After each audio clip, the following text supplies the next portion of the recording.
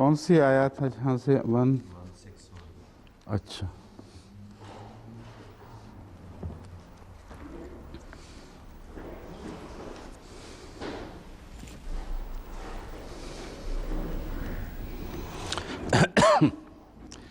अऊज़ु बिल्लाहि मिनश शैतानिर रजीम, बिस्मिल्लाहिर रहमानिर रहीम। इन यंसुरकुमुल्लाहु फला गालिब लकुम व इन यख्ज़ुलकुम फमन ज़ल्लज़ी यंसुरुकुम मिन बादिहि व अलल्लाहि फलयतवक्कलिल मुमिनून। वमा कान लिनबिय्यिन अन यग़ुल्ल वमन यग़्लुल याति बिमा ग़ल्ल यौमल क़ियामा थुम्म तुवफ़्फ़ा कुल्लु नफ़्सिन मा कसबत वहुम ला युज़लमून। अफ़मन इत्तबअ रिज़वानल्लाहि कमन बाअ बिसख़तिन मिनल्लाहि व मावाहु जहन्नम व बि'सल मसीर। हुम दरजातुन इंदल्लाह वल्लाहु बसीरुम बिमा यामलून।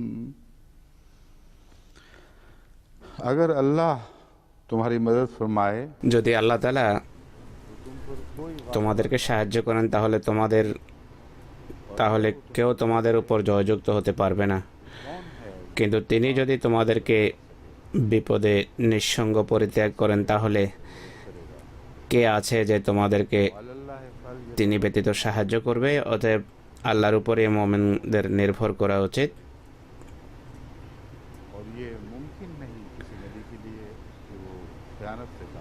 কোনো নবীর পক্ষে বিশ্বাসঘাতকতা করা সম্ভব নয়। যে কেউ খিয়ানত করবে সে যা সম্পর্কে খিয়ানত বা বিশ্বাসঘাতকতা করেছিল কিয়ামত দিবসে তা নিয়ে উপস্থিত হবে। এরপর প্রত্যেক আত্মাকে পূর্ণরূপে তা দেয়া হবে যা সে অর্জন করে থাকবে এবং তাদের উপর কোনো বিচার করা হবে না। যে কেউ আল্লাহর সন্তুষ্টির অনুসরণ করে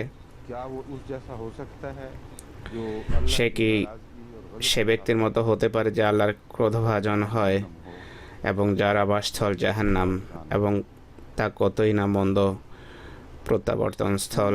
হুম দারাজাতুন ইনদাল্লাহ, আল্লাহর নিকট তারা বিভিন্ন শ্রেণীর সাথে সম্পর্ক রাখে। আল্লাহর দৃষ্টিতে তারা বিভিন্ন শ্রেণীর মানুষ এবং তারা যা কিছু করছে তার আল্লাহ তাআলার সম্মুখ দ্রষ্টা।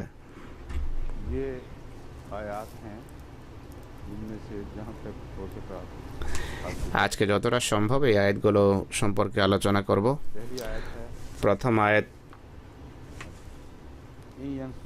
161 নম্বর সূরা আলে-ইমরানের, ইয়ানসুরকুমুল্লাহু ফালা গালিবা লাকুম, যদি আল্লাহ তোমাদেরকে সাহায্য করেন তাহলে কেউ তোমাদের উপর জয়যুক্ত হতে পারবে না। খাজালা অর্থ সে ছেড়ে দিয়েছে, তারাকা। এর অর্থ হলো তারাকা নুসরাতাহু ওয়া ইআনাতাহু, তার সাহায্য এবং সমর্থন প্রত্যাহার করেছেন বা সমর্থন করা, সাহায্য করা ছেড়ে দিয়েছেন।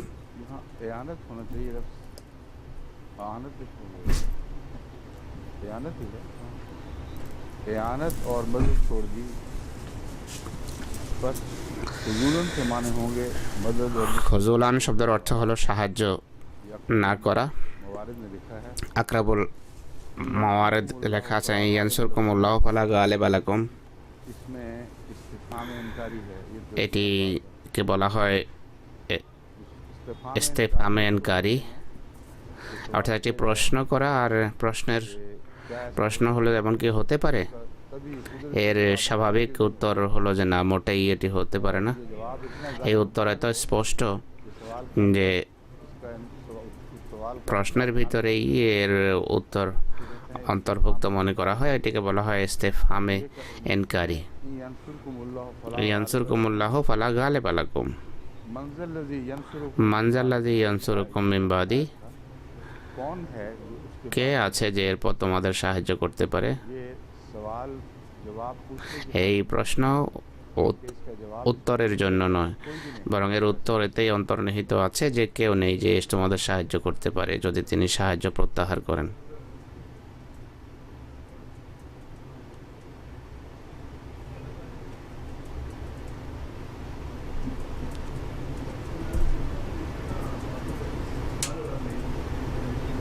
बाकी सब मुफस्सिरीन ने तवक्कुल का मज़मून इस आयत के साथ जोड़ অন্যান্য মুফাসসিররা वही बातें कही हैं जो बारहा তাওয়াক্কুলের বিষয়টি এই আয়াতের সাথে প্রেক্ষাপটে উল্লেখ করেছেন। जिसको आज गुफ्तगू के लिए তাফসীরে বিশেষ কোনো কথা নেই अमूमी तौर पर मैं যা আজকের দরসে উল্লেখ করা হতে পারে বা উল্লেখ করা যেতে পারে। আমি জেনারেল আলোচনা করব। এখানে বিশ্বাসঘাতকতা এবং খিয়ানত সম্পর্কিত যে সমস্ত রওয়ায়েত আছে সাহাবাদের নাউজুবিল্লাহ, সেগুলো সম্পর্কে আলোচনা করব। ইয়ানসুরকুমুল্লাহু ফালা গালিবা লাকুম, আল্লাহ যদি তোমাদের সাহায্য করেন কেউ তোমাদের উপর জয়যুক্ত হতে পারে না। ওই ইয়াকজুলকুম, यहाँ ये जो छोड़ने के माने लिए गए हैं কোন কোন মুফাসসির অর্থ করেছেন যে নিঃসঙ্গ পরিত্যাগ করা। से मुराद मदद এর ये दुरुस्त नहीं এর অর্থ সাহায্য छोड़ना भी तो প্রত্যাহার করা। হুজুর বলছেন যে এই অর্থ ঠিক আছে, কিন্তু এখানে মূল অর্থ হবে কাউকে ছেড়ে দেয়। আল্লাহ তাআলা যাকে ছেড়ে দেন তারই সাহায্য বন্ধ হয়ে যায়। ये नहीं हो सकता कि किसी को छोड़ा ना हो और फिर खाली কাউকে না পরিত্যাগ না করে তার সাহায্য বন্ধ করে দেবেন, এটি হতে পারে না। ভাবার বিষয় হলো तुम्हें खुदा ने छोड़ तो नहीं दिया। अगर আল্লাহ তোমাদের ছেড়ে দেননি তো। যদি আল্লাহ তোমাদের ছেড়ে দেন তাহলে কেউ তোমাদের সাহায্য করতে পারবে না, এবং তখন অন্য সকলেই তোমাদের উপর ছেয়ে যাবে। তো সাময়িক যে ক্ষতি হয়েছে, यहाँ ये आयत जहाँ इंजार এই আয়াত যেখানে সতর্ক করার অর্থ রাখে সেখানে শুভ সংবাদের দিকও নিজের মাঝে রাখে যে বাহ্যত তোমরা তখন সাহায্য লাভ করনি, लेकिन तुम छोड़े हुए কিন্তু তোমরা এমন জাতি নও যাদেরকে আল্লাহ তাআলা নিঃসঙ্গ ছেড়ে দিয়েছেন। আর যাকে আল্লাহ তাআলা পরিত্যাগ করেন না তার দুঃখিত হওয়ার কোনো কারণ নেই। बात का हिस्सा এই বিষয়ের এই কথার সমর্থন আয়াতের পরের অংশে দেখা যায়, ওয়ালাল্লাহি ফালিয়াতাওয়াক্কালিল মুমিনুন, মুমিনদের আল্লাহর উপর নির্ভর করা উচিত। তাদের জানা উচিত যে এমনরা এমন জামাত নয় যাদেরকে আল্লাহ তাআলা পরিত্যাগ করতে পারেন। আল্লাহ যদি ছেড়ে দেন তাহলে এমন জামাতের কেউ সাহায্য করতে পারে না। यहाँ बादों का लफ्ज़ भी এখানে বাদ শব্দ প্রণিধানযোগ্য। আমাদের ধর্মীয় আলোচনায় বাদ শব্দ আসে। বাদ শুধু যুগের জন্য ব্যবহার হয় না, বরং অন্য অর্থও আছে। और जब अल्लाह के ताल्लुक আল্লাহর জন্য যখন বাদ শব্দ ব্যবহার হয় এর অর্থ যুগের অর্থে করা সম্ভবই নয়, खुदा के बाद কারণ আল্লাহর বাদ, আল্লাহর পর তো কিছু নেই। কোরআনে অন্যত্র আছে, मंजिल लजी কোরআনে এখানে আছে যে মানজাল্লাযী ইয়ানসুরুকুম মিন বাদি, আল্লাহর পরে কে আছে যে তোমাদের সাহায্য করতে পারে। पानी बाद लिया তো যুগের দিক থেকে যদি বাদ অর্থ করা হয়, মোমেনদের गोया गुजर जाने ছাড়ার কথা নয়, বরং আল্লাহ তাআলার अल्लाह चला जाए আল্লাহর চলে যাওয়ার কথা হবে। আল্লাহই থাকবেন না, उसके बाद তাহলে এরপর কে তোমাদের সাহায্য করতে পারে। ये बात তাই বাদ শব্দের যে আরবি পরিভাষা আছে তার অর্থ হলো আল্লাহকে ছেড়ে, আল্লাহকে বাদ দিয়ে আল্লাহ ছাড়া কে সাহায্য করতে পারে, আল্লাহর বিরোধিতায় কে সাহায্য করতে পারে। नाते मुख्तलिफ अहले इल्म ने इन तमाम मानी को জ্ঞানীরা এই সমস্ত অর্থ সামনে রেখে বিভিন্ন সময় বিভিন্ন ক্ষেত্রে বাদ শব্দের অর্থ করেছেন। বিশেষ করে হাদিস লা নবিয়া বাদের প্রেক্ষাপটে মোল্লা আলী কারি ওই বিতর্কের অবতারণা করেছেন। অন্যান্য মুফাসসিররা এটি উঠিয়েছেন, নির্দিষ্টভাবে এখন মনে নেই। তারা বলেন যে বাদ শব্দের এখানে অর্থ হবে মোহাম্মদ রসুল্লাহ ছাড়া। মোহাম্মদ রসুল্লাহকে বাদ দিয়ে লা নবিয়া বাদী হাদিসের অর্থ করছেন। মোহাম্মদ রসুল্লাহকে ছেড়ে মোহাম্মদ রসুল্লাহকে বাদ দিয়ে তার শরীয়তের বাহিরে, এটি হলো বাদ শব্দের অর্থ। আর এই হাদিস আয়াত খাতামান নবীনের পরিপন্থী নয়। কথা প্রসঙ্গে আমি এই আলোচনা এখানে উঠালাম। বাদ শব্দ আল্লাহর জন্য শুধু এখানে নয়, কোরআনের অন্যান্য আয়াতেও ব্যবহৃত হয়েছে। অন্য এক আয়াতের বরাতে মোল্লা আলী কারি ব্যাখ্যা করেছেন যে যুগের দিক থেকে আল্লাহর বাদ, আল্লাহর পরে অর্থ করা সম্ভব নয়। অর্থ আল্লাহকে ছেড়ে, আল্লাহর বিরোধিতা, আল্লাহকে বাদ দিয়ে।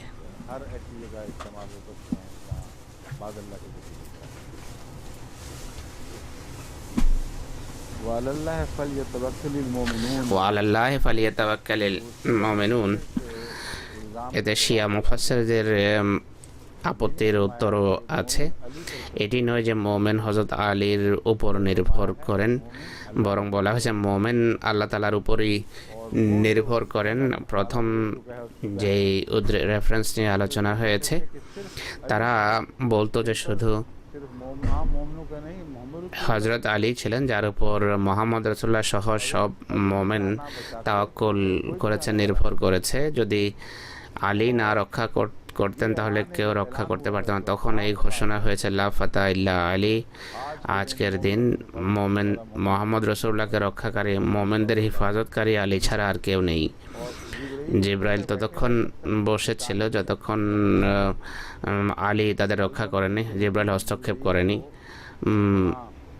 মনে হয় জিব্রাইলের তাদের মতে সেখানে কিছু করার কোনো অধিকার ছিল না। সে দেখেছে মোহাম্মদ রাসূলুল্লাহর সাথে কি হচ্ছে। হযরত আলী যখন রক্ষা করে দেখো, তখন এসে কত বড় সহানুভূতি করলো যে হে আল্লাহ রাসূল, আপনি কি দেখেছেন? এটিকে বলা হয় সহানুভূতি, এটিকে বলা হয় সহমর্মিতা। এটি হলো নৈকট্যের বা নিকটাত্মী হওয়ার প্রমাণ। তো প্রশ্ন হলো জিব্রাইল তখন কি করছিল? শিয়া আলেমেরা লেখে যে হযরত ইউসুফকে কূপে নিক্ষেপ করা হয়েছিল।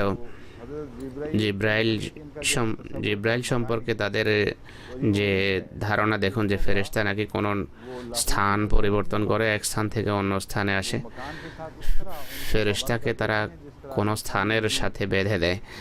মানুষ যেভাবে মানুষকে স্থান পরিবর্তন করতে হয় কাজের জন্য, কোনো কাজ করতে হয়, কোনো জায়গায় যেতে হয়, ফেরেশতাকেও নাকি জায়গা পরিবর্তন করে এক জায়গা থেকে অন্য জায়গায় যেতে হয় কাজ করার জন্য। জিব্রাইল সম্পর্কে তারা বলে যে জিব্রাইল তখন সপ্তম আকাশে ছিল। এখন মনে নেই কোন জায়গায় আছে। আমার সাথে একজন অনেক বড় আলেম আলোচনা করেছে এ বিষয়ে। তার সম্পর্ক করাচির সাথে। লাহোর যাওয়ার সময় সফরে আমার সফর সঙ্গী ছিল। সফরকালে তিনি বলেছেন যে তুমি আজকালকার সায়েন্সের কথা কি বলছো, যে প্রবল গতি বা আলোর গতির কথা বলছো, এগুলোর কোনো অর্থই নেই।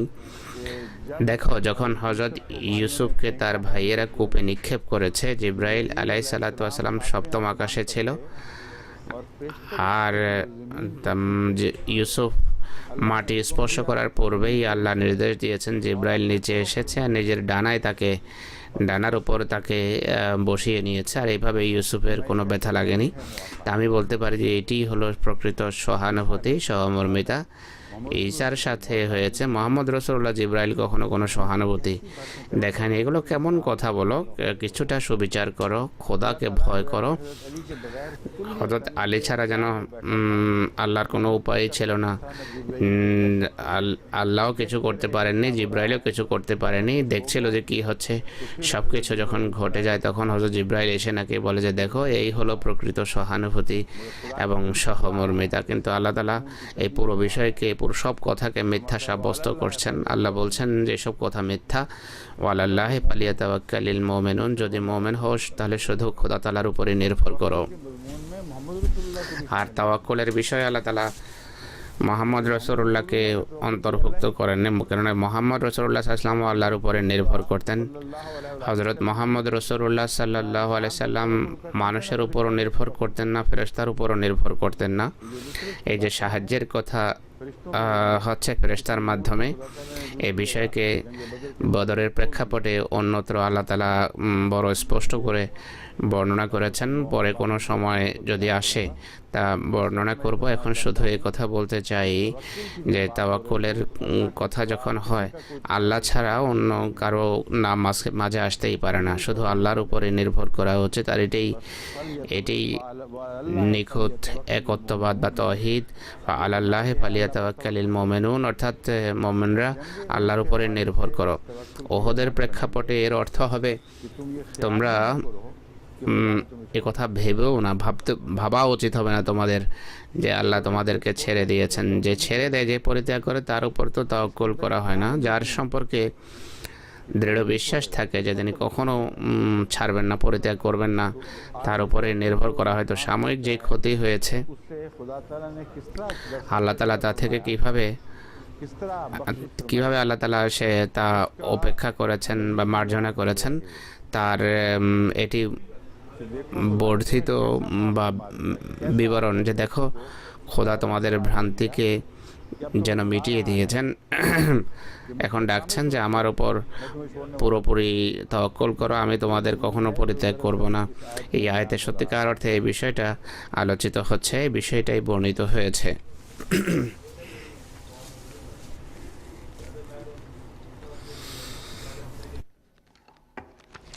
वमा कान लिनबीन अन यगुल्ला वमन यगलुल याति बिमा गल्ला यौमल क़ियामह थुम्मा तुवफ़्फ़ा कुल्लु नफ्सिन मा कसबत वहुम ला युज़लमून। किसी नबी के शायान शान नहीं कि वो বিশ্বাসঘাতকতা করা কোনো নবীর পক্ষে সম্ভব নয়, নবী তো করতেই পারে না। যেই বিশ্বাসঘাতকতা করবে সে কিয়ামত দিবসে সেই বিশ্বাসঘাতকতার বোঝা নিয়ে উপস্থিত হবে। এরপর প্রত্যেক আত্মাকে পূর্ণরূপে তা দেয়া হবে যা সে অর্জন করে থাকবে, এবং কোনো অন্যায়ের অবিচার তার উপর করা হবে না। আল্লাহ শব্দের বিভিন্ন অর্থ আছে, তা স্মরণ রাখতে হবে। প্রত্যেক শব্দ স্থান কাল পাত্র ভেদে ব্যবহার হওয়া উচিত। স্থান কাল পাত্র ভেদে এর অর্থ হবে, সব অর্থ একই সাথে এক জায়গায় ব্যবহার হতে পারে না, আর সব অর্থ সব জায়গায় ব্যবহার হতে পারে না। এটা ভালো করে স্মরণ রাখতে হবে। দৃষ্টান্ত বলা হয় যে আমার মন তিক্ত হয়ে গেছে, দিল উতর গিয়া, পাহাড় সে উতর গিয়া, ইজ্জত উতর গিয়া।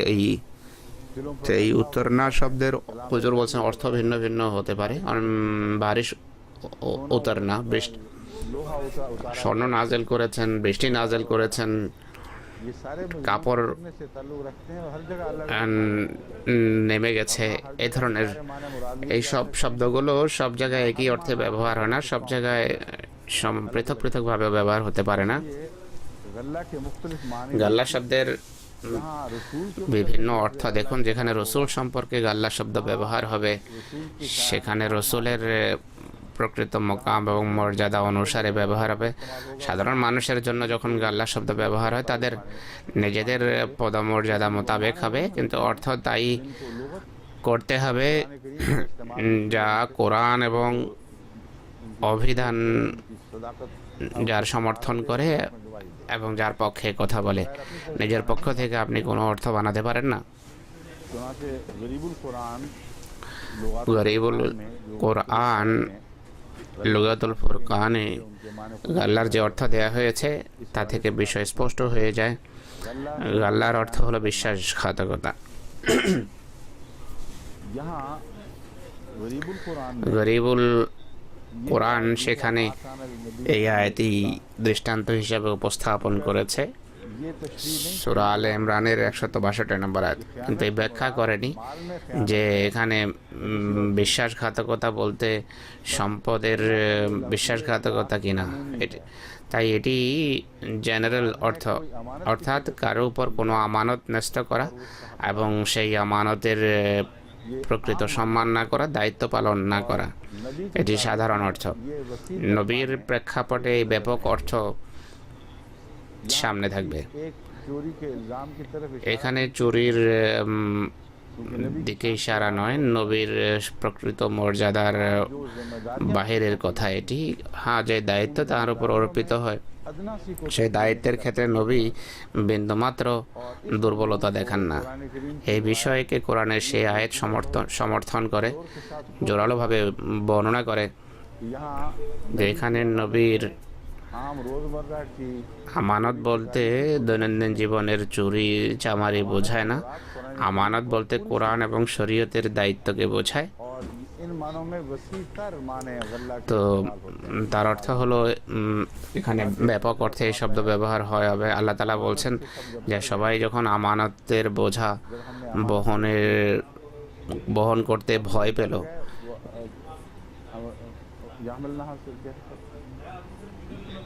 ইন্না আরাদনাল আমানাতা আলা সামাওয়াতি ওয়াল আরদি ওয়াল জিবালি ফাআবাইনা ইয়াহমিলনাহা, অর্থাৎ আকাশ পাতাল পাহাড় সবার উপর আমানতের দায়িত্ব ন্যস্ত করা হলো, তারা তা ওঠাতে অস্বীকার করলো এবং ভয় পেল। ফাহামালাহাল ইনসান, এই কামেল মানব তখন এগিয়ে আসলেন এবং সেই আমানত বহন করলেন। নবী সম্পর্কে যখন বলা হয় যে নবী বিশ্বাসঘাতকতা করেন না, তার অর্থ হলো সেই আমানতের ব্যাপারে বিশ্বাসঘাতকতা করেন না যা আল্লাহ তার উপর ন্যস্ত করেন। সে তুচ্ছ আমানতের ক্ষেত্রেও বিশ্বাসঘাতকতা করেন না তিনি, আর অনেক বড় দায়িত্বের ক্ষেত্রে বিশ্বাসঘাতকতা করেন না। যত পরিস্থিতি যাই হোক না কেন, আল্লাহ যে আমানত ন্যস্ত করেন কখনও সেক্ষেত্রে বিশ্বাসঘাতকতা করেন না। সব নবীদেরকে এতে অন্তর্ভুক্ত করা হয়েছে। শুধু মহানবী সাল্লাল্লাহু আলাইহি ওয়াসাল্লাম নয়, এখানে নবিয়্যিন শব্দ ব্যবহার হয়েছে। এই অর্থগুলোকে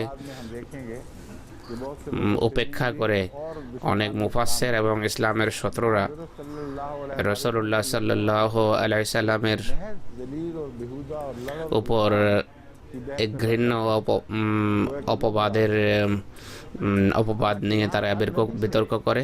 তারা বলে যে এখানে সেই কথাই বলা হয়েছে, কিন্তু আল্লাহ তাআলা এখানে সকল নবীর কথা বলছে যে কোনো নবী বিশ্বাসঘাতকতা করতে পারেন না। একটি অর্থ হলো গাল্লার, একটি অর্থ বেঁধে দেয়া। খুযূহু ফাগুল্লু সুম্মাল জাহিমা সাল্লুহু আল হাক্কা 31-32, তাকে ধরো, তাকে বেঁধে ফেলো।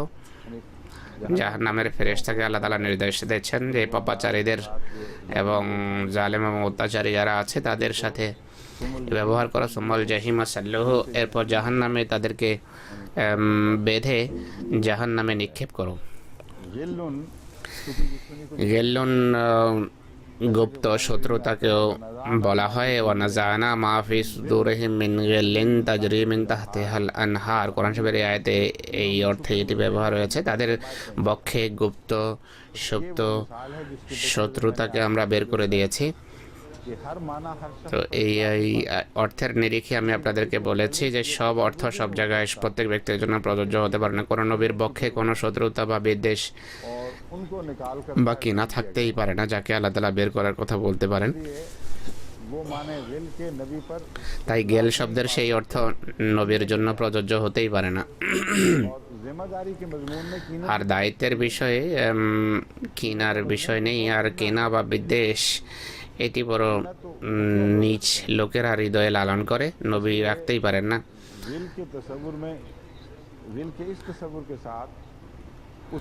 গেলের এই অর্থের মা কানালে নবিয়িন সম্পর্কিত আয়াতে কোনো স্থান নেই। আর গোল শব্দের বহুবচন হলো আগলাল, এর অর্থ হলো বেড়ি। এখানে বেড়ির কোনো কথা হচ্ছে না।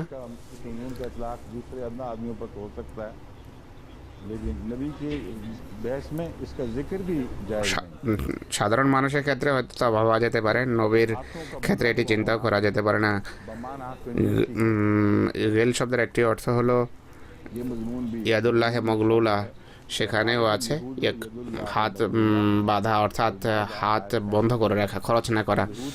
কালাতুল ইহুদ ইয়াদুল্লাহে মগলুলা, ইহুদিরা বলল যে আল্লাহর উভয় হাত বন্ধ, অর্থাৎ আল্লাহ খরচ করতে জানেন না।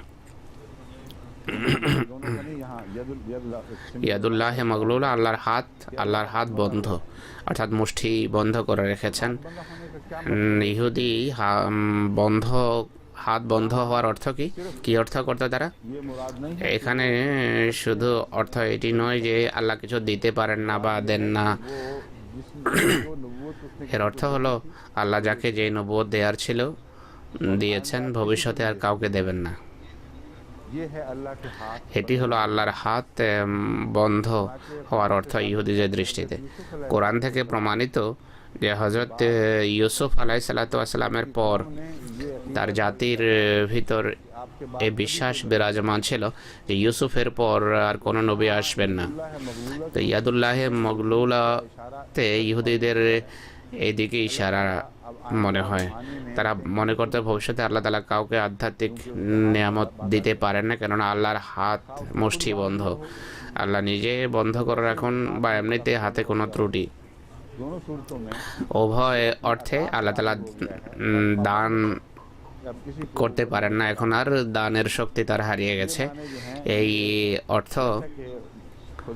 খোদা তাআলার পবিত্র মহিমা পরিপন্থী, একইভাবে নবীর মহিমারও বিরোধী।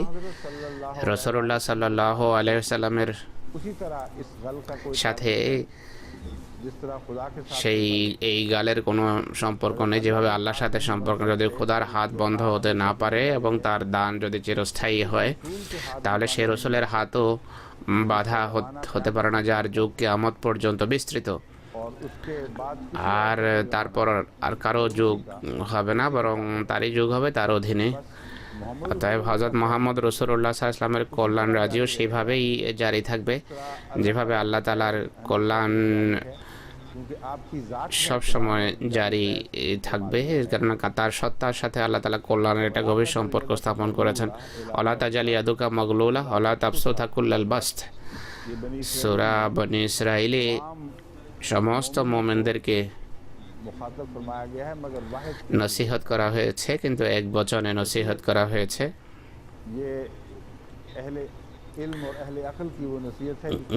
জ্ঞানীদের সেই নসিহত যে আল্লাহ তাআলা সেখানে উদ্ধৃত করেন, আর মুমিনদের সমস্ত মুমিনদের জন্য এটি একটি নসিহত যে লা তাজআল ইয়াদাকা মাগলুলাতান ইলা অনতিকা, তোমার হাতকে ঘাড়ের সাথে এভাবে বেঁধে রেখো না। আল্লাহ তাবসুতহা কুল্লাল বাসত, আর পুরোপুরি এটিকে তোমার হাতকে প্রসারিত করো না, বরং মধ্যবর্তী রাস্তা অবলম্বন করো। হাত গলার সাথে বেঁধে রাখার অর্থ হলো কার্পণ্য করা, কারো যেন কোনো উপকার না হয়, কেউ যেন কোনোভাবে তোমার হাতে কিছু দিতে না পারে, তুমি এমনটি হবে না। দ্বিতীয়ত, পুরোপুরি খুলে ফেলার অর্থ হলো এমনভাবে হাত খুলে ফেলা যে দানশীল উদারতার নামে সীমাতিরিক্ত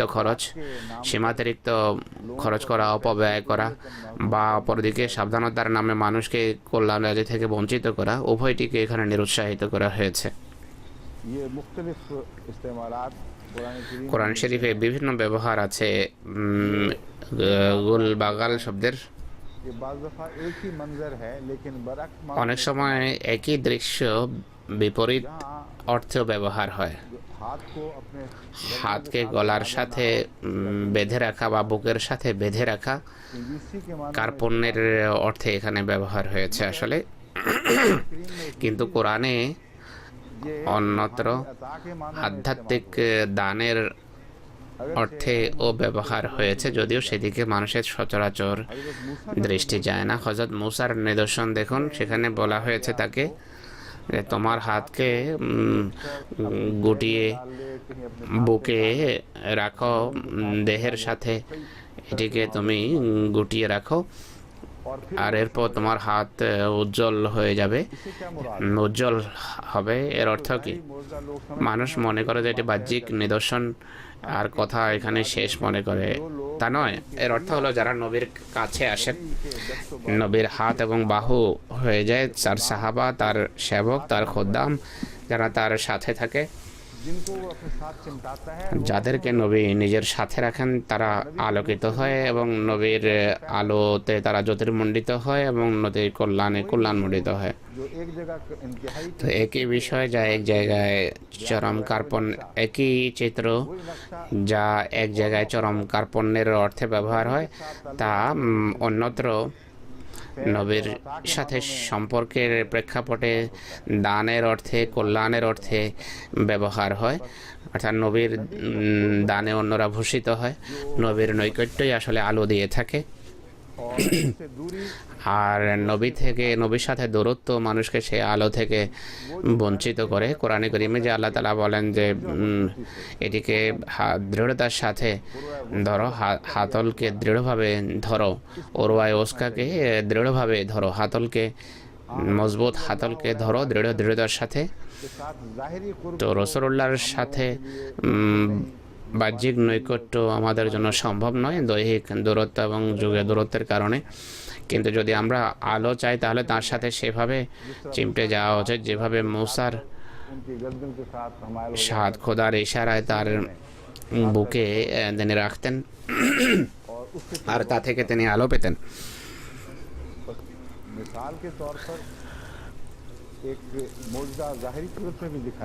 দৃষ্টান্ত হিসাবে একটি নিদর্শন বাহ্যিক অর্থ দেখানো হয়েছে, কিন্তু প্রকৃত অর্থকে বলবেন না। এর অর্থ হলো এমন জাতি যে যার মাঝে কোনো নূর বা আলো ছিল না, মূসা থেকে আলো পেয়েছে, মূসার আলোতে আলোকিত হয়েছে, মূসার মাধ্যমে তাদের অন্ধকার দূরীভূত হয়েছে। সেখানে দানের অর্থ আছে, এখানে কার্পণ্যের অর্থ, কিন্তু একই প্রকারের চিত্র অঙ্কন করা হয়েছে উভয় স্থলে। ইমাম রাজি লেখেন, আল গলুল হুয়াল খেয়ানত, গলুল খেয়ানত বা বিশ্বাসঘাতকতাকে বলা হয়। আসলহু আকসুস শাই এ ফিল খফিয়াতে, এর আসল অর্থ হলো গোপনে কারো কাছ থেকে কিছু নিয়ে নেয়া। ইউকালু আগালাল জাজেরো ওয়া সালিকু ইজা আবকা ফিল জিলদে শাইআন মিনাল লাহমি আলা তারিকিল খেয়ানা। আগালাল জাজেরও যখন বলবেন এর অর্থ হলো কসাই বা যে কোনো প্রাণীর খাল ছেলার সময় মালিকের দৃষ্টির বাইরে কিছু মাংস খালের সাথে রেখে দেয় যেন সে খালের সাথে মাংস ঘরে নিয়ে যেতে পারে। আল গিল আল হিকদ, পুরো চিত্র অঙ্কন করা হয়েছে এখানে যে নবীর সাথে এ বিষয়ের যদি সম্পর্ক দেখানো হয় তার অর্থ হবে নবী ততটাও বিশ্বাসঘাতকতা করেন না যতটা এক কসাই অসাবধানতা বশত বা নোংরামি বশত কোনো প্রাণীর দেহ থেকে প্রাণীর খাল ছিলে তার সাথে যে চর্বি থেকে যায়, নবী ততটাও অসাবধান নন আল্লাহর ব্যাপারে। আমি জানি না সে যুগের কসাই কেমন ছিল, কিন্তু আমরা আমাদের দেশে দেখেছি, কোরবানি করেছি, রাবুয়াতে বারবার এটি হয়েছে। কখন এমন কসাই দেখিনি যে এইভাবে ছাগলের চর্বি এবং মাংসকে খালের সাথে থাকতে দেবে। খাল এত পরিষ্কার হয় যে তাতে কখনো কোনো মাংস দেখা যায় না।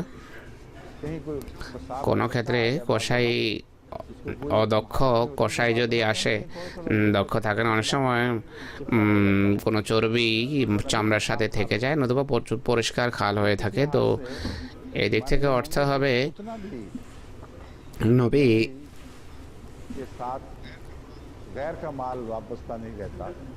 নবী ততটাও অসাবধান হন না যতটা অদক্ষ কসাই কোনো প্রাণীর খাল ছেলার সময় অসাবধানতা বশত খালের সাথে মাংস বা চর্বির কোনো অংশ চলে যায়। এক নবী আল্লাহর দায়িত্বের ব্যাপারে ততটাও অসাবধান নন। আল গিল আল হিকদ,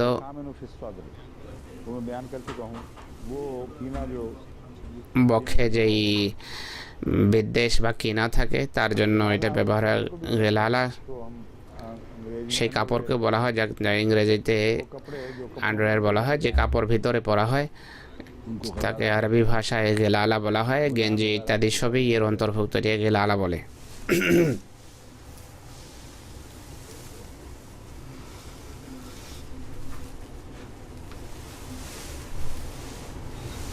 গাল্লাহু ফালানুন এর অর্থ হলো আস্তে করে কোনো কিছু উঠিয়ে নিজের ব্যাগে নিজের জিনিসপত্রের সাথে তা গোপনে বা লুকিয়ে তা রেখে দেয়া।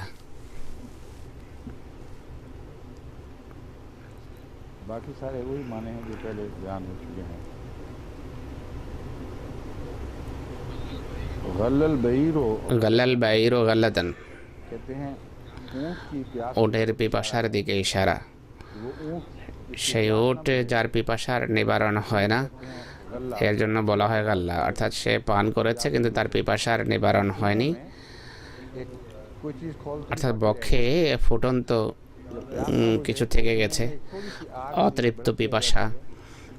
মানুষ চায় যে সে পিপাসার নিবারণ হোক, তখন ওটের পিপাসা সম্পর্কে আরব ব্যবহার করে যে সে পানি পান করে কিন্তু সে তারপরও চাইতেই থাকে পানি। এটিকে বলা হয় গাল্লা।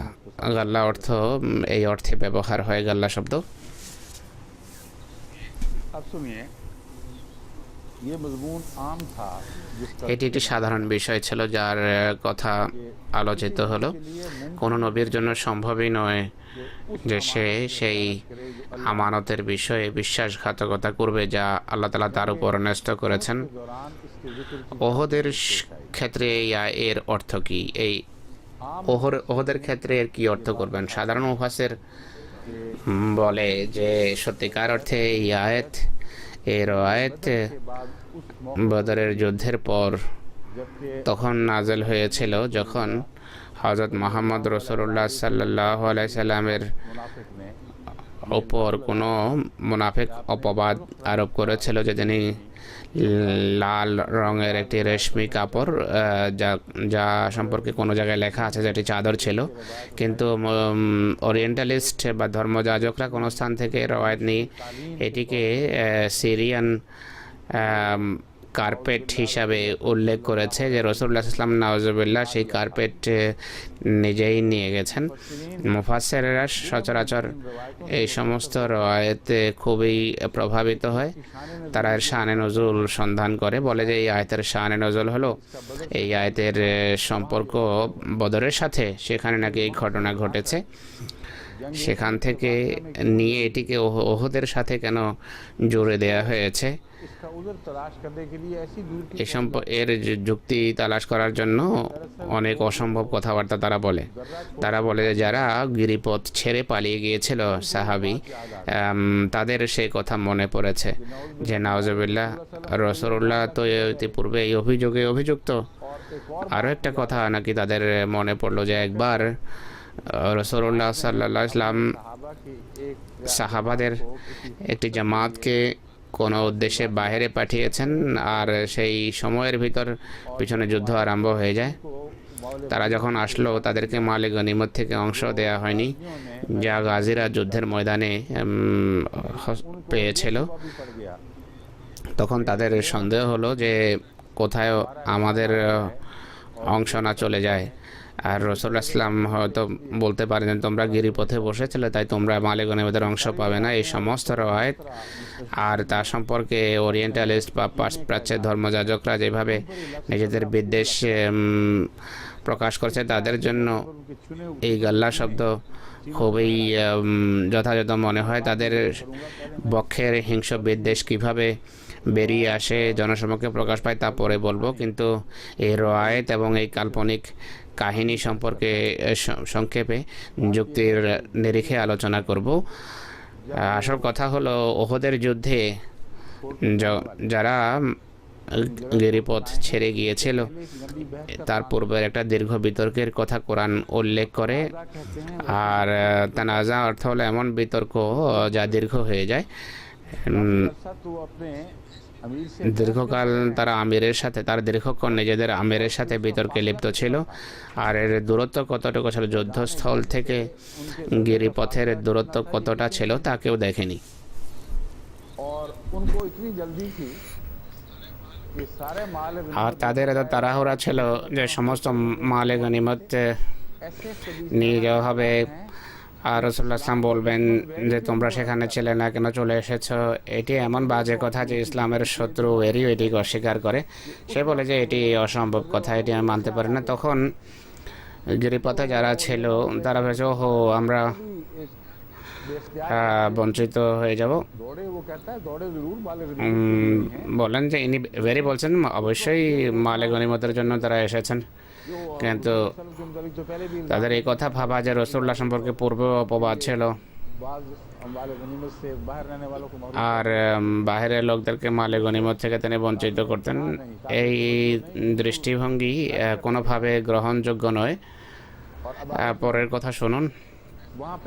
সেখানে এরা তারা কিছু বিতর্ক করে, গিরিপথে যারা ছিল তারা নাকি বিতর্ক করেছে। এরপর মালে গনিমত তো মানুষ নিয়ে গেছে। প্রশ্ন হলো তারা কত দূরত্ব কত ছিল গিরিপথ থেকে ময়দানের। আর সেখানে এরপর ময়দানে যখন তারা আসে, তা থেকে এই পুরো দৃশ্য থেকে বোঝা যায় যে শত্রু তখনও ফিরে আসেনি বা পাল্টা আক্রমণ করেনি, এতটা সময় লেগে গেছে। আর সেখানে যখন তারা পৌঁছে যখন তখনও যুদ্ধ হয়নি। রসুল এমন কোনো রওয়ায়েত কেন দেখি না রসুল্লাহ ইসলাম তাদের বকা দেয়া, বলা যে তোমরা সেখানে চলে যাও, কেন এসেছো। আর এরপর তারা কিছু সম্পদ লুটেছেন আর কিছু নিয়েছেন, বাকিরা তাদের সাথে কি ব্যবহার করেছে এই ধরনের কোনো রওয়ায়েত নেই। এরপর শত্রু যখন আবার আক্রমণ করে তখন তো এর এমন কোনো প্রশ্নই আর বাকি থাকে না। তাই এগুলো সব কাল্পনিক কথা, কাল্পনিক বিষয়াদি। কোনো স্থান থেকে একটি রওয়ায়েত পেয়েছে আর সেখান থেকে নিজেদের পক্ষ থেকে কাহিনী বানায়, যার সম্পর্কে কোরআন কিছু বলে। যথা স্থানে স্থানকাল পাত্রভেদে কোরআন কথা বলে, যা সেখানে ফিট হয় বা খাপ খায়। যার সম্পর্কে বলা হচ্ছে তার মর্যাদা বিরোধী যেন না হয়। এখানে নবীন শব্দ আছে, শুধু রসুলুল্লাহ নয়, সব নবী। শুধু রসুলুল্লাহর সম্মান রক্ষা হচ্ছে না, সমস্ত নবীদের সম্মান সুরক্ষা হচ্ছে। আর ওহদের প্রেক্ষাপটে এটি বলা হচ্ছে যে দেখো আল্লাহ যার উপর আমানত ন্যস্ত করেন তিনি সেই ব্যক্তি আমানতের প্রতি এত শ্রদ্ধাশীল হয়ে থাকে যে কোনো চাপের মুখে বিন্দুমাত্র বিচ্যুত হয় না দায়িত্ব থেকে। এটি রসুল ইসলামের অবিচলতাকে পরম সাধুবাদ জানানো হয়েছে। আর বলা হয়েছে মোহাম্মদ রসুল্লাহর দৃঢ়চিত্ততা এবং অবিচলতার কল্যাণ এটি যে এক পরাজিত যুদ্ধ মুসলমানদের অনুকূলে যায়। যুদ্ধের ফলাফল তিনি বিশ্বাসঘাতকতা করেননি, তোমাদের কতক নিজ দায়িত্ব পালন করতে পারেনি। যদি কোনো বিশ্বাসঘাতকতা হয়ে থাকে তাদের কতকের পক্ষ থেকে হয়েছে, কিন্তু রাসূলুল্লাহ সাল্লাল্লাহু আলাইহি ওয়াসাল্লামের পক্ষ থেকে কোনো অর্থে এমন সময় বিশ্বাসঘাতকতা হয়নি। তার নিয়ত পবিত্র ছিল, তার কর্ম পবিত্র ছিল, তার দৃঢ় সংকল্প ছিল দীর্ঘ। তিনি দোদুল্যমান হননি বিন্দুমাত্র। আর তিনি মাহাত্মের পাহাড় হিসেবে কাজ করেছেন, আমানতের যে দায়িত্ব তিনি পালন করেছেন। এরপর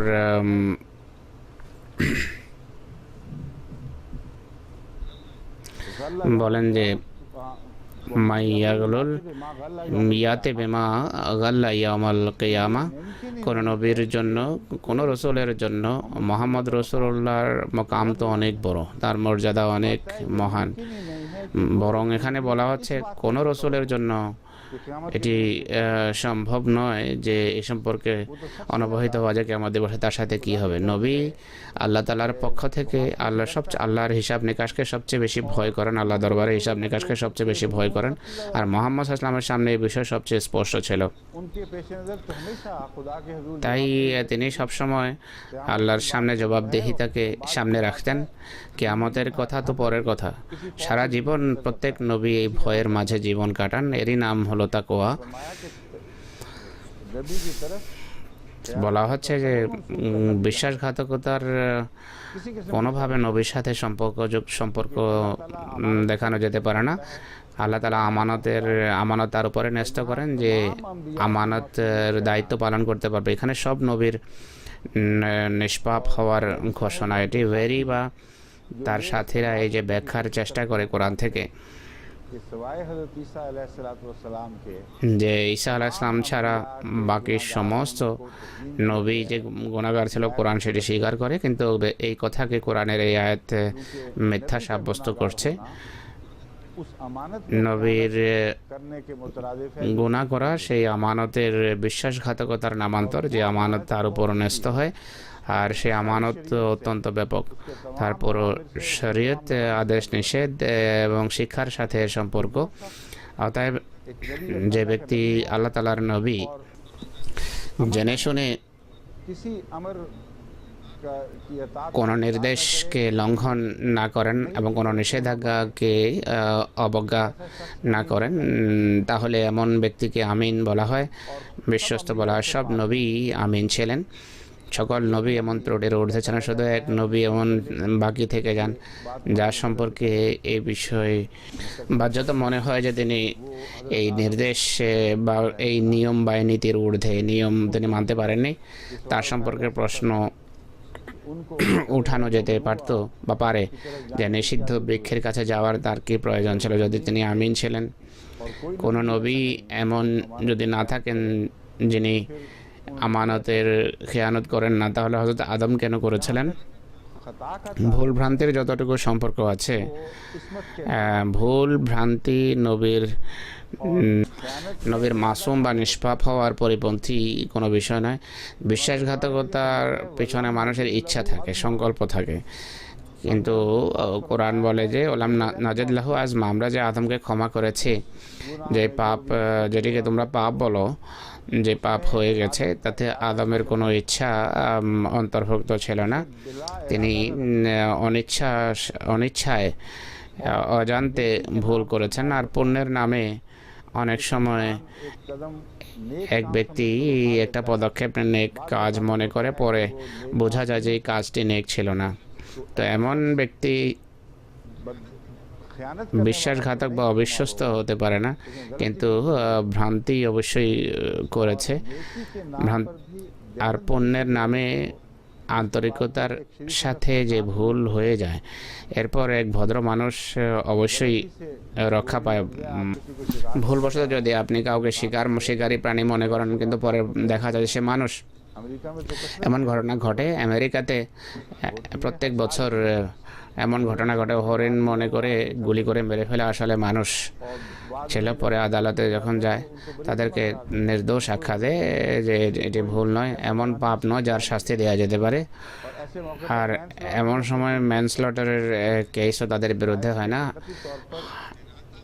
হ্যাঁ, জেনে শুনে যদি কেউ অসাবধানতা অবলম্বন করে তাহলে ভিন্ন কথা।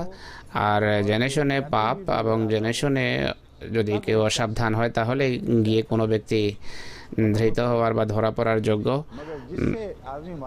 কিন্তু যার হাতে মারা যায় সারা জীবন আক্ষেপ করে, যদি সেই ভদ্র মানুষ হয়ে থাকে, সে তওবা করবে, ইস্তেগফার করবে। হযরত আদমের অবস্থা এটিই ছিল। আল্লাহ তাআলা বলছেন যে অজান্তে তিনি এক ভুল করেছেন, কিন্তু তার নিজের যেই ভিতরকার পবিত্র পুত মানুষ বারবার ইস্তেগফার করেন, আল্লাহ তার প্রতি সদয় হন। আল্লাহ বলেন যে আমি তোমাকে ক্ষমা করছি। আল্লাহ তাকে নির্দোষ আখ্যা দিয়েছেন। তার কাজের পিছনে কোনো দুর্বিসন্ধি ছিল না। খ্রিস্টানদের আপত্তির যদি কোনো বৈধতা থাকে, তাহলে এখানেই তারা বৈধতা তালাশ করে। কিন্তু কোরআন এক্ষেত্রে হযরত আদমকে নির্দোষ আখ্যা দিয়েছে। তাই কোরআনের সূরা নিসার এই আয়াত সকল নবীর ক্ষেত্রে প্রযোজ্য। কোনো নবী কোনোভাবে বিশ্বাসঘাতকতার আশ্রয় নিতে পারেন না। ইবনে আব্বাসের একটি রওয়ায়াত বর্ণনা করা হয়, যার ভিত্তিতে এই চরম অসৌজন্যমূলক কথাবার্তা লেখা হয়েছে যে নাউজুবিল্লাহ, রাসূলুল্লাহ ইসলাম বিশ্বাসঘাতকতা করেছেন কোনো বিষয়ে বা অর্থনৈতিক বিষয়ে তিনি দুর্নীতির আশ্রয় নিয়েছেন, নাউজুবিল্লাহ। মুফাসসিররা এটিকে অনর্থক এই আয়াতের সাথে এই সম্পর্ক জুড়েছে। অনেক বড় অন্যায় এটি। এটি একটি জেনারেল বিষয়। বাদরের আয়াত একটা উঠিয়ে এই ওহদের সাথে তারা গেঁথে দিয়েছে। একটা ভিন্ন উপলক্ষে যে কথা হয়েছে সেটি এখানে এনে জুড়ছে। আর যারা যুদ্ধের ময়দান ছেড়ে পালিয়েছে তাদের হৃদয়েও কি মেরে দেখার চেষ্টা হয়েছে যে হয়তো তারা এই উদ্দেশ্যে করেছে, রাসূলুল্লাহ এটি করেছেন তাই তারা এটি করেছে। এটি এমন অজ্ঞতাপ্রসূত কথা যে কোনো বিবেকবান মানুষ তা গ্রহণ করতে পারে না, মানুষ গ্রহণ করার কথা ভাবতেই পারে না। কিন্তু শত্রু যেহেতু অপবাদ আরোপ করেছে তাই আমাদেরকে এই নিয়ে কথা বলতেই হবে। বলা হয়, ইবনে আব্বাসের রওয়ায়াত হলো মা কানা লিন-নবিয়্যিন আইয়াগুল্লাহ। বলা হয় একটি লাল চাদর সম্পর্কে এটি নাযিল হয়েছে যা বদরের দিন হারিয়ে গিয়েছিল। হযরত ইবনে আব্বাসের রওয়ায়াত। কেউ কেউ বলেছে যে হয়তো এই চাদর হুজুর সাল্লাল্লাহু আলাইহি ওয়াসাল্লাম নিয়ে গেছেন, তখন এই আয়াত নাযিল হয়েছে। তিরমিজি কিতাবুত তাফসীর এই রওয়ায়াত রয়েছে। স্বয়ং ইমাম তিরমিজি এই হাদিসকে হাসান গরীব আখ্যা দিয়েছে। আর একটি সনদে এটি গায়ের মরফু আখ্যায়িত হয়েছে, আর ইবনে আব্বাসের নামই সেখানে নেই। খুসাইফ নেক্সামের পক্ষ থেকে এটি বর্ণনা করেছেন। এটি গরীবই নয় বরং অগ্রহণযোগ্য। এটি আবু দাউদ, আবদ ইবনে হুমায়দ, ইবনে জরির এবং ইবনে হাতিমও এটি রওয়ায়াত করেছেন। এই সমস্ত রওয়ায়াতে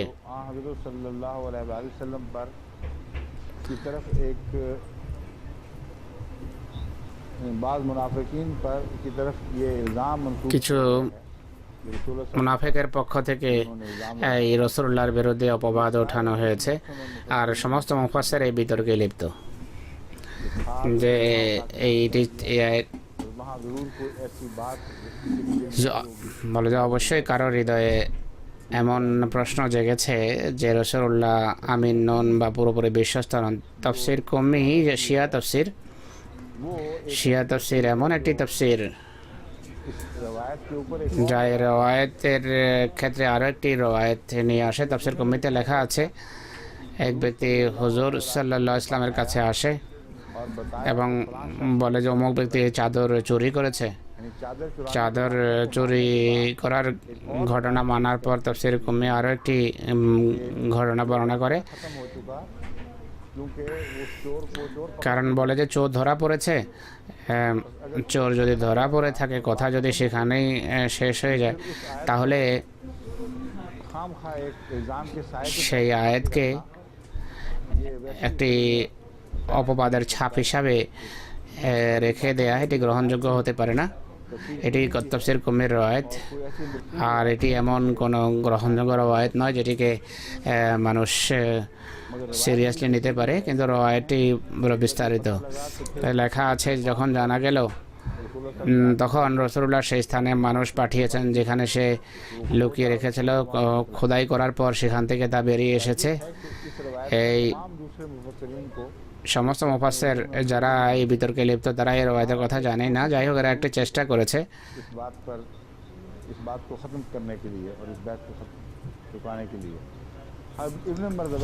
ইবনে মারদাওয়ায়ের রওয়ায়াতে লেখা আছে যে মুনাফিক এই অপবাদ লাগিয়েছে। তিবরানা এবং আবু ইয়ালাও এটি বর্ণনা করে।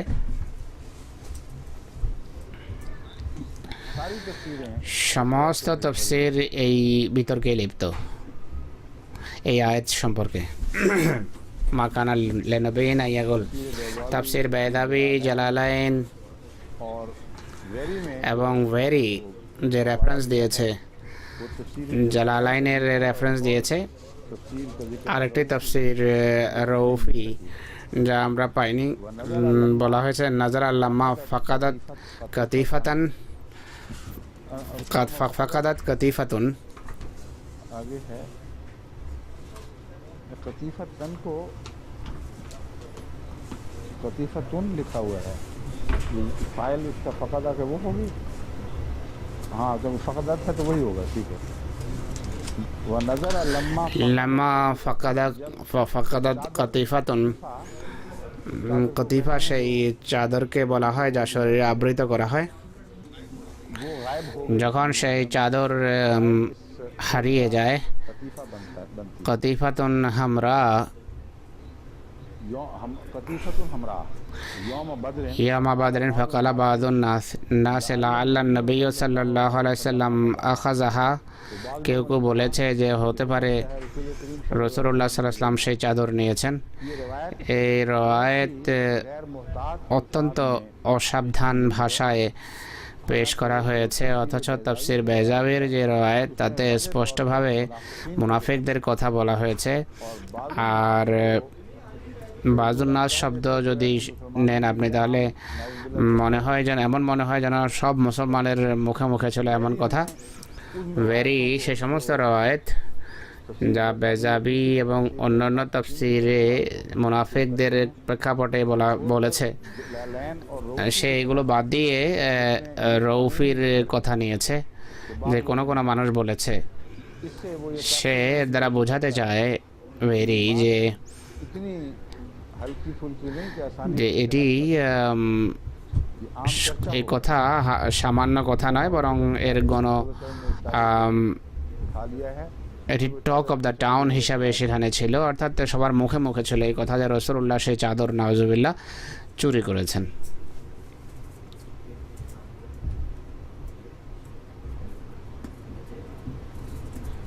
तमाम तफासिर ताजुब होता है, इस बात को लिए चली जाती हैं और कहती चली जाती हैं, कान पक जाते हैं आदमी की सुनते सुनते। সব তাফসির একই কথা বর্ণনা করে। হুজুর বলছেন এটি দেখে কান ব্যথা আরম্ভ হয়ে যায়, জ্বালাপালা হয়ে যায় চোখে। वो जिसका ताल्लुक ही একটি আয়াত যার সেই বিষয়ের সাথে সম্পর্ক নেই, অন্য কোনো ক্ষেত্রে এই আয়াত নাযিল হয়েছে, সেটি রাসূলুল্লাহর বিরুদ্ধে অপবাদের বাহন হিসাবে এরা এই আয়াতকে ব্যবহার করছে। নাউজুবিল্লাহ। মা কানা লিনাবিয়্যিন আন ইয়াকুল, সূরা আলে ইমরানের 162 নম্বর আয়াত সম্পর্কে এইসব কথা হচ্ছে। अच्छा, एक तफसीर তাফসীর রুহুল মানিতে লেখা আছে এই আয়াত তীরন্দাজদের कि शायद हमें हिस्सा न मिले। সেই সন্দেহ দূর করার জন্য ये बदर के এই আয়াত বদরের পরিবর্তে ওহদের স্থানে রেখে দেওয়া হয়েছে। অদ্ভুত কথা হলো তীরন্দাজদের সন্দেহ দূর করার জন্য আল্লাহ তাআলা রাসূলুল্লাহর বিরুদ্ধে সন্দেহ বা অপবাদ সৃষ্টির সুযোগ দিচ্ছেন নিজেই। और वो खर्चा भी আর তীরন্দাজদের এমন কোনো আশঙ্কাই ছিল না, তারা ভাবেও নি এমন কথা।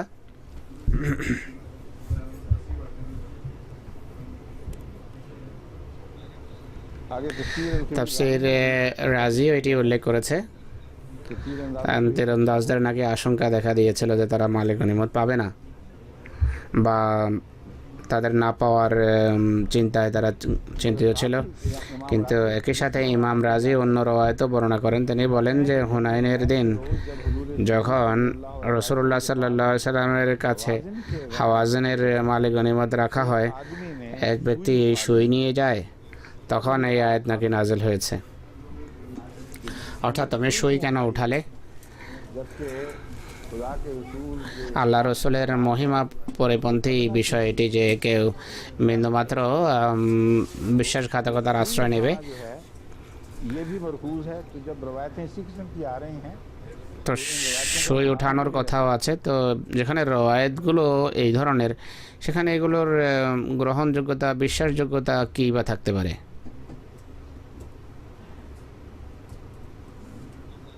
इमाम राजी सिर्फ इतना जरूर ইমাম রাজি এই কথা অবশ্যই কথা লেখেন যে যদি এটি অপবাদের সাথে সম্পর্ক রাখে, তাহলে আল্লাহ তাআলা এটিকে সম্পূর্ণভাবে এই অপবাদকে দূর করছেন, এই অপবাদকে ভ্রান্ত সাব্যস্ত করছেন। সম্পূর্ণভাবে মানে কি? টোটালি মানে কি? এর অর্থ হলো আল্লাহ তাআলা, মনে হয় তার কথার অর্থ হলো আল্লাহ তাআলা সকল নবীকে এতে অন্তর্ভুক্ত করেছেন, অর্থাৎ একজন সাধারণ নবীর মহিমা বিরোধী হয়ে থাকে এমন কথা, তাহলে মোহাম্মদ রসুল্লাহর জন্য কেন হবে না? মোহাম্মদ রসুল্লাহর দ্বারা এটি কোনোভাবেই সম্ভব নয়।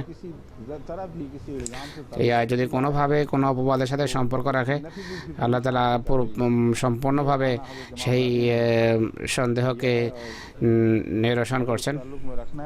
তো এই দিক থেকে ইমাম রাজির এই কথা হয়তো এই ক্ষেত্রে যদি আয়াতের অর্থ নেওয়া হয় তাহলে এটি গ্রহণযোগ্য।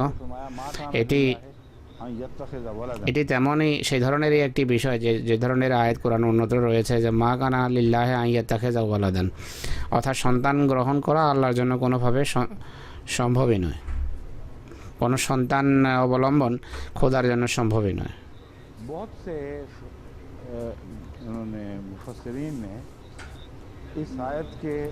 অনেক মুফাসসির এই আয়াতের প্রেক্ষাপটে একটা হাদিস পেশ করেছেন যা মুসলিম এবং বুখারীতে আছে, অর্থাৎ ইমাম বুখারী এবং ইমাম মুসলিম উভয়ই এই হাদিস উল্লেখ করেছেন।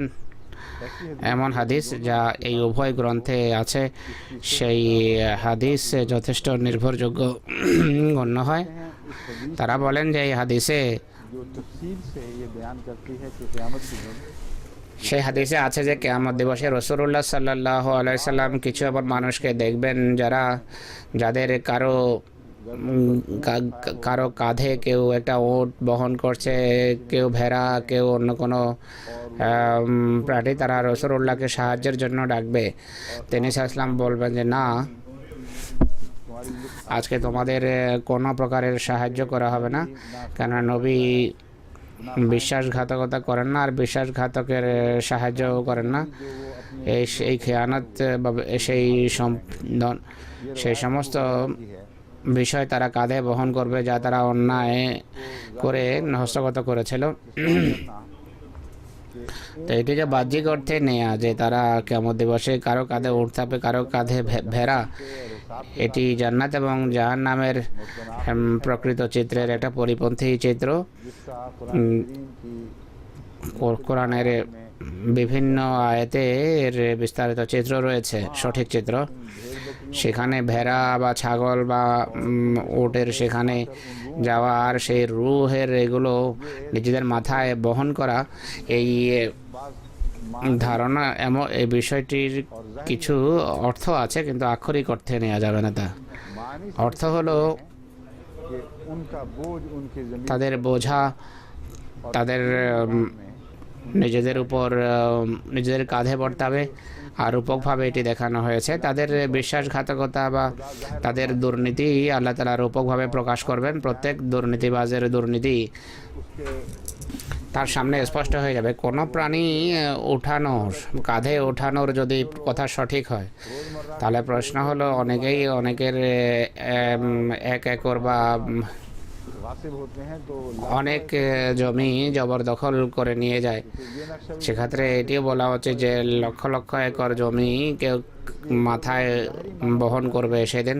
তারা বাহ্যিক অর্থে এই বিষয় নেবে, তাদের বড় সমস্যা হবে। এগুলো আসলে রূপক কথা, আর এগুলোকে সেভাবে বোঝা উচিত, এটা রূপক অর্থেই বোঝা উচিত। কোরআন কারীম বলে যে কিয়ামত দিবসে তাদের এই যে দুর্নীতি সেটি স্পষ্ট হয়ে যাবে। তাদের জন্য সাধারণ তাদেরকে লাঞ্ছনাকর পরিস্থিতির সম্মুখীন হতে হবে। এই আয়াতের সাথে এই হাদিসের সাথে এই আয়াতকে সম্পর্কযুক্ত করা হয়েছে। মুফাসসিররা এই কথাই বলেন। তারা বলেন যে কিয়ামত দিবসে যদি কেউ বিশ্বাসঘাতকতা করে এটাই হবে। তাই রাসূলুল্লাহ সাল্লাল্লাহু আলাইহি সাল্লাম কোনোভাবে দুর্নীতির আশ্রয় নিতে পারেন না, কারণ তিনি জানতেন যে কিয়ামত দিবসে এটি হবে।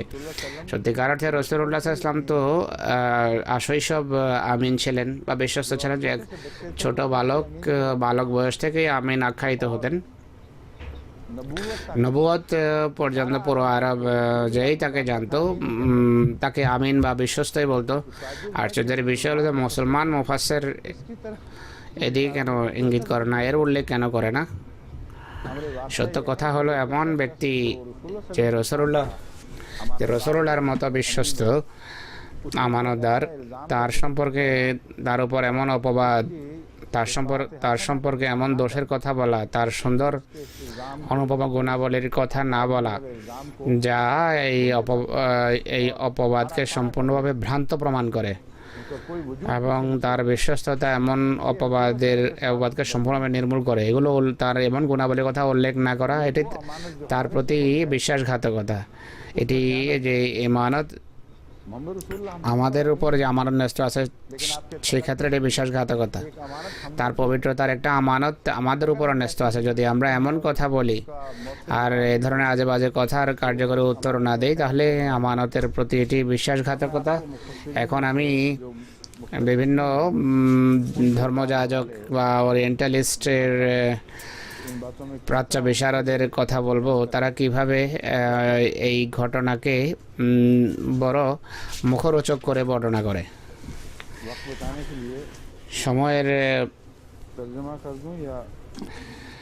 সময় সংক্ষিপ্ত, তবু আমি মূল উদ্ধৃতীয় পর্ব সেলের লেখা হুজুর পড়ছেন। অনেকেই বলে যে মালে গনিমত বিতরণ সম্পর্কে এই আয়াত নাযিল হয়েছে। কিছু শূন্য রাসূলুল্লাহকে সন্দেহ করেছে যে তিনি নাকি একটি মূল্যবান কার্পেট চুরি করেছেন, যা রেশমি ছিল এবং খুবই মূল্যবান ছিল। বেজাবি এবং জালালউদ্দিনের রেফারেন্স দিয়েছেন এই ব্যক্তি।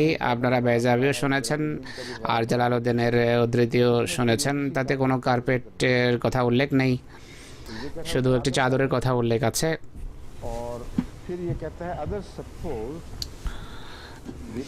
অন্যরা মনে করে যে সমস্ত তীরন্দাজ ওহদের পরাজয়ের জন্য দায়ী, তারা সেই স্থান ছেড়ে দিয়েছে এই জন্য তাদের আশঙ্কা ছিল রাসূল আসলাম তাদেরকে মালে গনিমত দেবেন না। নাউজুবিল্লাহ।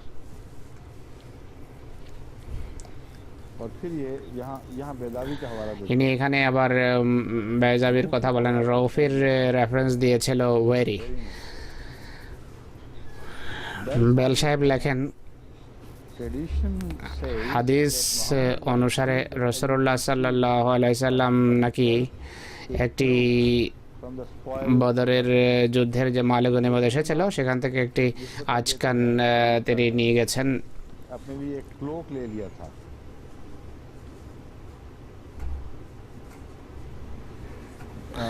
আজকান বা একটি জুব্বা নিয়ে গেছেন। বেজাবি থেকেই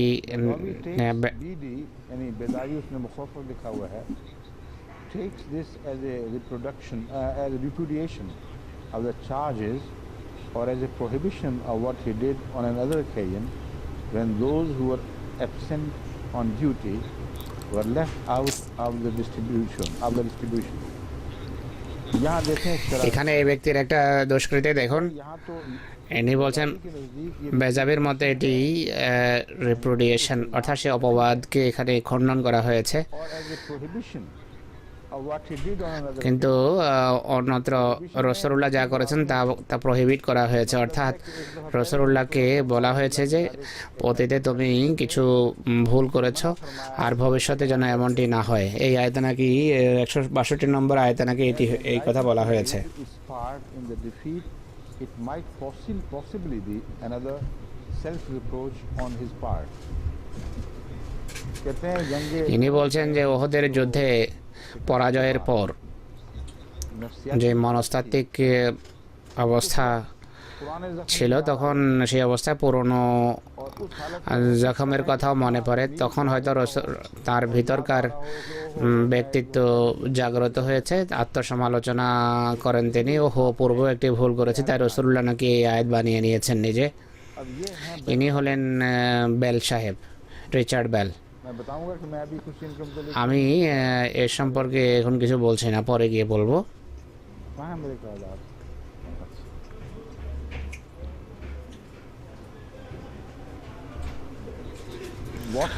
মন্টগমরি ওয়ার্ড লেখেন 162 নম্বর আয়াত সম্পর্কে যে এখানে যে কথা বলা হয়েছে তা একটি প্রতারণার সাথে সম্পর্ক রাখে।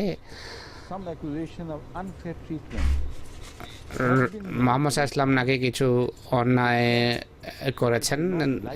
ইনি বলছেন যে বলা হয় যে তীরন্দাজেরা জায়গা ছেড়ে দিয়েছে সেই কারণে যে রসুল্লাহ নাকি তাদের প্রতি অন্যায় করবেন।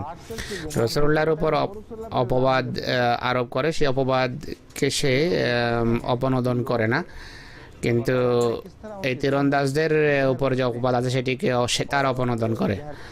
তো দেখুন এরা কিভাবে মানুষের হৃদয়ে বেশোদ্গার করে, এটি আসলে এদের অভ্যাস। যার বিরুদ্ধে অপবাদের অপনোদন হওয়া উচিত ছিল তা অপনোদন করে না, বরং তীরন্দাজদের উপর যে অভিযোগ আছে সেটিকে তারা তা অপনোদন করে আর বলে যে তীরন্দাজেরা রসুল্লাহ সম্পর্কে এমন কথা ভাবেনি, অথচ এই রসুল্লাহর পক্ষে বলে না যে না, রসুল্লাহ সাল্লাল্লাহু আলাইহি ওয়াসাল্লাম এমন কোনো কাজই করেননি।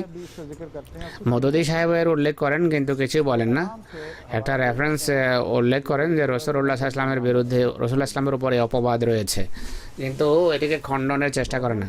রডওয়েল বলেন, উনি বলছেন গাল্লা শব্দের অর্থ হলো অসৎ পন্থা অবলম্বন।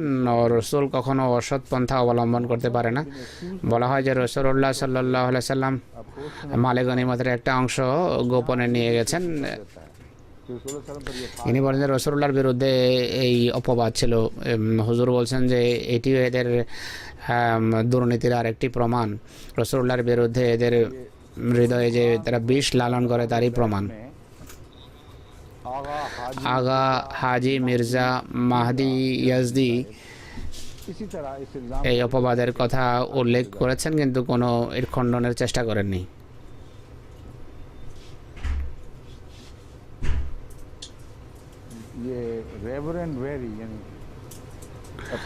ভেরি তার তাফসিরে লেখেন, কোনো প্রতারণার আশ্রয় নেয়া কোনো রসুলকে সাজে না।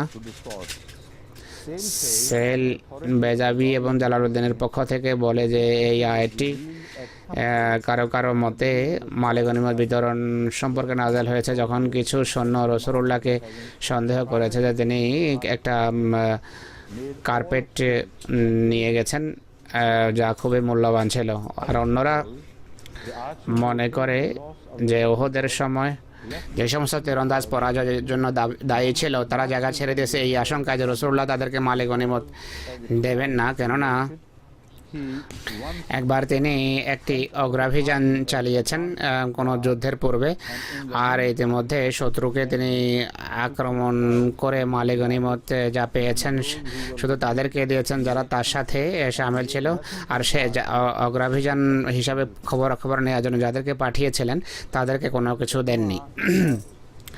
এর আক্ষরিক অনুবাদের প্রয়োজন নেই, হুজুর অনুবাদ করছেন। এটি সে একই অপালাপ যা পূর্বে উল্লেখ করা আছে। সেলের নামে বলা হয় যে অনেক মূল্যবান একটা রেশমি কার্পেট ছিল, বলা হয় রাসূলুল্লাহ সেটি কুক্ষিগত করেছেন নিজেই, আর এখানে নাকি সেই 162 নম্বর আয়াতে সেই দিকে ইশারা, আর অন্যদিকেও হতে পারে ওহদের সময় যে তীরন্দাজরা স্থান ছেড়ে দিয়েছে এই আশঙ্কায় যে রাসূলুল্লাহ আমাদেরকে মালে গনিমত দেবেন না, তাই যদি আমরা বেশিক্ষণ এখানে দাঁড়িয়ে থাকি মালে গনিমত পাওয়া যাবে না, কারণ রাসূলুল্লাহ এমন কাজ করে অভ্যস্ত, পূর্বেও করেছেন। আর কোরআনে যেই বিতর্ক আছে সে কথা তারা বলেই না। যদি মূল বিতর্ক এটাই হয়ে থাকে তাহলে এই বিতর্ক কেন সেখানে ওঠেনি?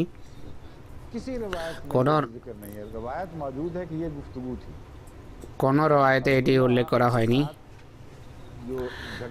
আব্দুল্লাহর সাথে এদের যে ঝগড়া হয়েছে কোরআনে কারীম একটা বিতর্ক হিসাবে উপস্থাপন করেছে আর ইতিহাস এটি সংরক্ষণ করেছে, তাতে ইঙ্গিতেও এমন কোনো কথার উল্লেখ নেই যে তারা নাউজুবিল্লাহ মিন যালিক রাসূলুল্লাহ সম্পর্কে কোনো কুধারণা করে থাকবে। এরা যে গবেষক সাজে এরা সব কিছু জানে। আসলে আমি কথা বলতে চাই যে এরা কার্যত হযরত আকদাস জেনে শুনে মুহাম্মদ সাল্লাল্লাহু আলাইহি সাল্লামের পবিত্র জীবনে কলঙ্ক লেপনের জন্য মুখরোচকভাবে কথা বর্ণনা করে, আর মুফাসসিররা তাদের বর্ণনাকে লুফে নেয় এবং খণ্ডন করে না। ভেরি আবার লেখে যে তফসির রৌফির মতে এই আয়াতটি রাসূলুল্লাহর কিছু এমন সাহাবীর সাথে সম্পর্ক রাখে যারা মালে গনিমতের বিরাট অংশ চেয়েছে, তাদের দুর্বল ভ্রাতাদের উপেক্ষা করে। আল্লাহ তাআলা এখানে বলেন যে সবার সাথে সমান ব্যবহার করতে হবে, আর মালে গনিমত বিতরণের ক্ষেত্রে পক্ষপাতিত্ব এটি দুর্নীতির নামান্তর।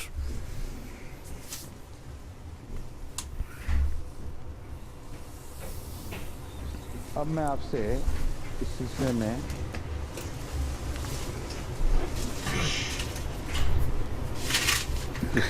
এই সম্পর্কে আমি আরও কিছু কথা বলবো এখন আপনাদের, যে রসুল সাল্লাল্লাহু আলাইহি সাল্লামের উপর এইভাবে এরা অপবাদ আরোপ করছে ইঙ্গিতে তার এমন একটি আচরণ রয়েছে যা নবুয়তের পূর্বেও ছিল আর নবুয়তের পরেও তার সেই আচরণ বিধি তার সে ব্যবহার দেখতে পাই। তার সেই আদর্শ, তার সেই আচরণকে উপেক্ষা করা এবং তা উল্লেখ না করে এ বিষয় নিয়ে বিতর্ক করা, এটি দুর্নীতি, যা কিয়ামত দিবসে এদের বোঝা হবে। রাসূলুল্লাহ সাল্লাল্লাহু আলাইহি ওয়াসাল্লামকে এরা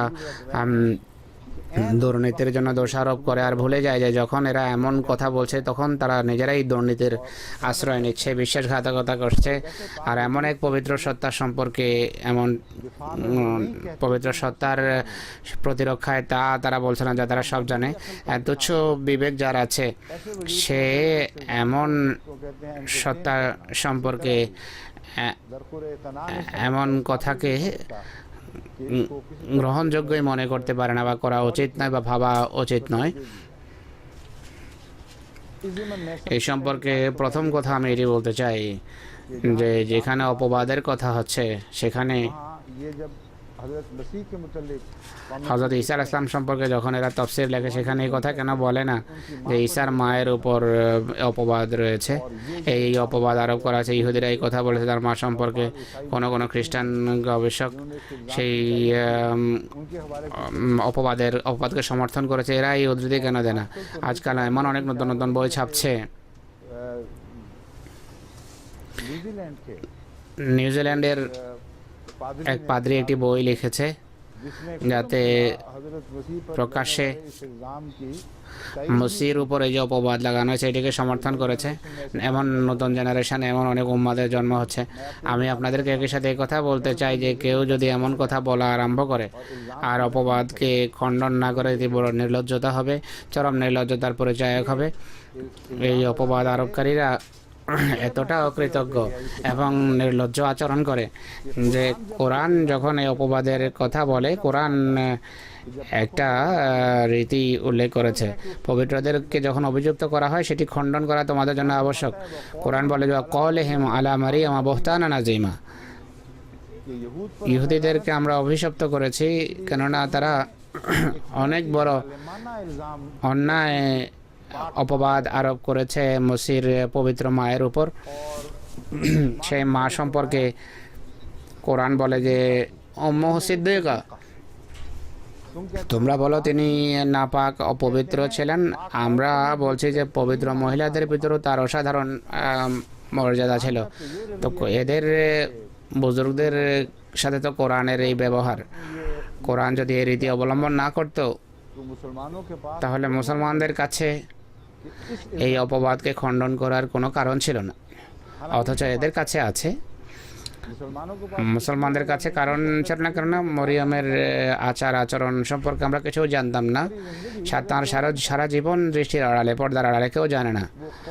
তার জাতি তাকে অভিযুক্ত করছে, যে জাতির মাঝে তিনি জীবনযাপন করেছেন সেই জাতি তাকে অভিযুক্ত করছে। বাচ্চা নিয়ে যখন জাতির মাঝে আসেন, সেই জাতি তার যারা তার চতুর্পাশে বসবাস করছিল তখন তার সম্পর্কে আজে বাজে কথা বলে। তখনও সেই বাচ্চা নবী হওয়ার দাবি করেনি, নবুয়তের বয়স ছিল না। পুরো জাতি সর্বসম্মতভাবে তাকে অভিযুক্ত করে, অপরাধী সাব্যস্ত করে, ব্যভিচারিণী বলে। এরা সেই কথা কেন উল্লেখ করে না? যেটা তাফসীরে ইসলাম যদি হযরত মরিয়মকে নির্দোষ আখ্যা না দিত তাহলে কোনো মুসলমান, কোনো বিবেকবানের জন্য অন্য কোনো কারণ ছিল না তাকে এই অপবাদকে সঠিক গ্রহণ না করার। কেননা কেননা এটি বাহ্যত তার যা অবস্থা হয়েছে সেটি বাহ্যত প্রকৃতির নিয়মের বিরোধী।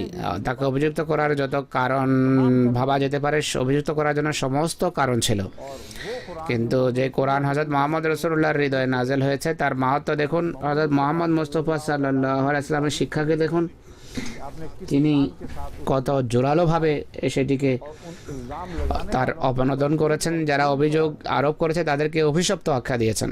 অথচ এমন ঘটনা যদি আজও ঘটে তাহলে আজও মানুষ এমন ব্যক্তিকে অভিযুক্ত করতে পারে। কোরআন যে তাদেরকে অভিশপ্ত আখ্যা দিয়েছে, এর মাঝেই তাকে বিদোষী বা নির্দোষ আখ্যা দিয়েছে। কোরআন বলছে যে মরিয়মকে তোমরা জানতে তার উপরে অপবাদ আরোপের তোমাদের কোনো সুযোগ নেই। উম্মু সিদ্দিকা বলে কোরআন বলছে যে আমরা কেন তোমাদেরকে অভিযুক্ত করছি।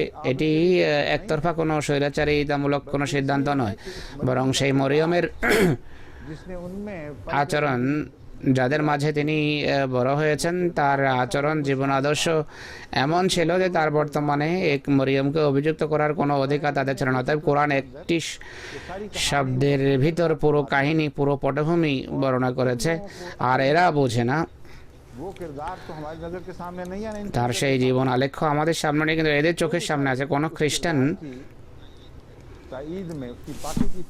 তার পবিত্রতার সমর্থনে কোনো ঐতিহাসিক সাক্ষ্য পেশ করতে পারে না যে মরিয়ম এভাবে পরিষ্কার পরিচ্ছন্ন ছিলেন, অথচ পুরো জাতি তাকে অভিযুক্ত করছে।